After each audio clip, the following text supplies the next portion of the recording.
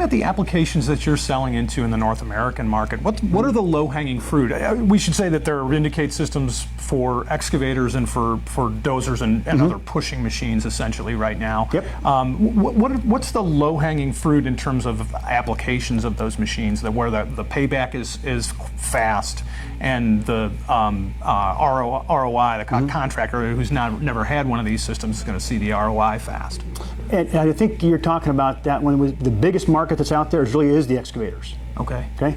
Before we're talking about the dozers and the motor graders and that finishing segment, but there's more excavators on a job site, typical job site, than any other piece of equipment.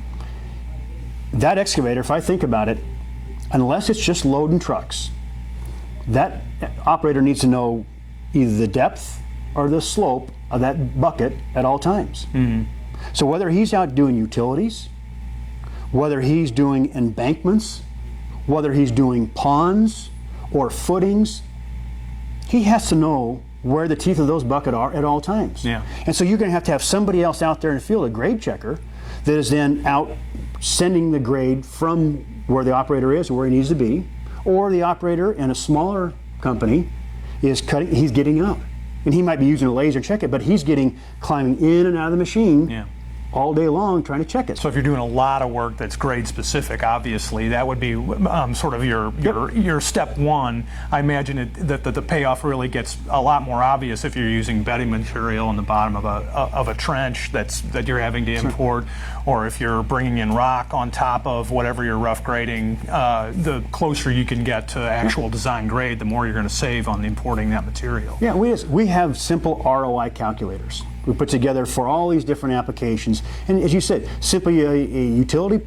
If I looked at a trench and I had it was 4 feet wide, and if I went through and just cut an extra 6 inches out because I don't want to be high, so I got to be, make sure I'm on grade or low. If I cut an extra 6 inches out, just this much, over that 4 feet, over the length of that whole pipe that I'm placing in, how much extra bedding is there? What's just the cost alone in the over X to take it out, and two, the bedding that has to go back into it. So it's amazing. Contractors have done this year over year, and they just part of the cost, part of doing the job. They don't even actually think about it as being waste. And in reality, when you finally go out and actually do it, and they see the savings, the light bulb just goes off. That was just one segment of the project that I was doing. Over here, you start adding it all up, the impact is tremendous. 90% of the job, material moved on a job, Mass X, is done either with trucks or scrapers. Okay, how do you keep track of that? Today you've got an operator out there, or you've got a grade foreman that's got a load counter. He's got a clicker, and so he's just counting those loads as he's picking them up and as they're dumping. But how accurate is that? Am I keeping track of all those? And so when you talk about 3D, I can now use GPS on those trucks. I can actually track when they picked up, where they've dropped. I can track the material type it is. I can the cycle time that it's doing, and you can start to get a more accurate count of the amount of material that you're actually moving. Because if I know this, I know if I'm keeping up to my bid.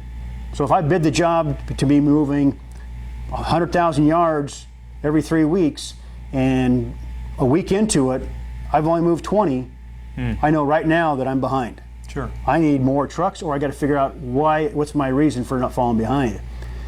And so we've also come up with a system that allows contractors to set up that haul truck and automate that process, so they again know in real time where they are versus the way where they bid the job, so they get accurate information.